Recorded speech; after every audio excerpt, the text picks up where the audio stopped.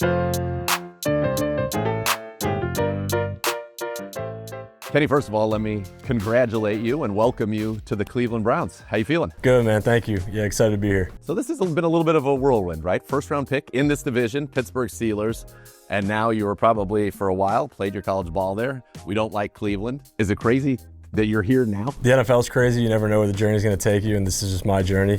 But I'm really, really happy to be here and excited to join the team. Was it easier to find out you were being traded the second time? Yeah, I mean, I kind of had a feeling of it, Okay. Played in a couple games this season, felt like I put out some good tape. Very mutual between me and the Eagles, and I have a lot of love for the Eagles.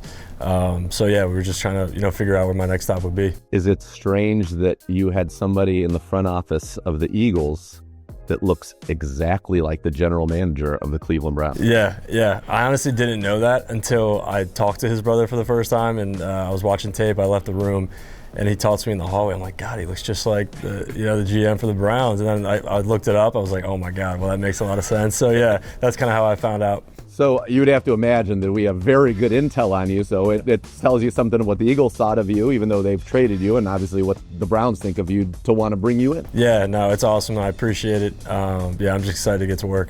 The name of the game in this league is winning, and you've done that. You're 15-10 as a starter in the National Football League. Does that kind of fuel you and say, hey man, there are plenty of people out there that have not had the success, haven't put on tape what I put on tape. I want another crack at it. I am a starter in this league. Yeah, I do. I do believe that, and I think this is a great team to continue to add to that and win some games here. So there's a lot of talent, a lot of great football players here, a lot of great coaches. So I'm excited to learn the system and get going.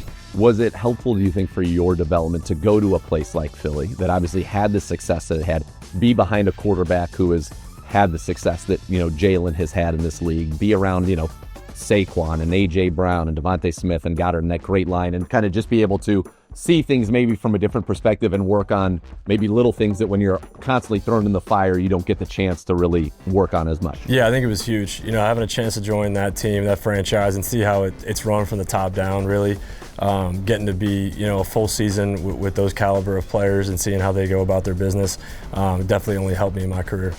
What do you think is kind of the biggest thing that you learned while you're in Philly, or the biggest thing you'll take and you want to be able to show on the field here? Yeah, I think team culture, and I think a lot of people look for other things in the NFL because obviously it's the NFL. It's a different game a little bit, right? Guys are bigger, faster, stronger, but the core values of football still hold true, at the NFL level.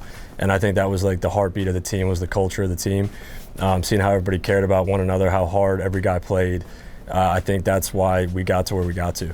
Have you talked to maybe some of the other guys around the league that are in a similar situation too? Because it kind of feels like we're in almost a renaissance period, right? Of first-round quarterbacks who maybe it didn't work out, go somewhere, they back up for a year. Sam Darnold's a backup with the 49ers for a year, and then goes and all of a sudden, that's where it is.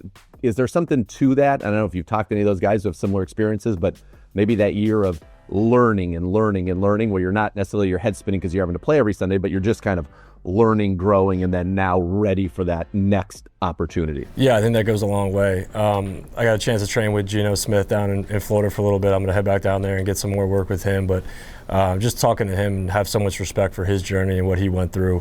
And he just stayed out and he works hard. So he's a guy that I feel like we're pretty like-minded in how we train, so we get along really well. And just being able a chance to watch him work every day, bounce things off of him and his career and what he's been through. He's a great guy, so he's one of the guys that I've definitely been able to talk to this offseason. What's one thing you want, or two things, as many as you want actually, that you want Browns fans to know about Kenny Pickett, the quarterback? And I'll ask you about Kenny Pickett, the man, in a second. Yeah, just I'll do anything to win. I think that's probably the number one criteria. You talked about adversity and being in different situations. When I step between the lines, I will put it on the line to go win. So that's the one guarantee that I'll bring. What do you want them to know about Kenny Pickett, the man? I just try to be the best person I can be, man. It's not hard to be a good guy. I think you got to go out of your way to be a bad guy. I want to embrace the city, embrace the fans, embrace the people in this building, treat everybody the right way, and usually things work out in your favor. We're excited to see you get assimilated into this offense, get to work with Coach Stefanski, Coach Reese, and Bill Musgrave, and see what you can do here now that you're a Cleveland Brown. So we're thrilled to have you. Welcome, and hopefully this is the start of something special. Yes, sir. Thank you.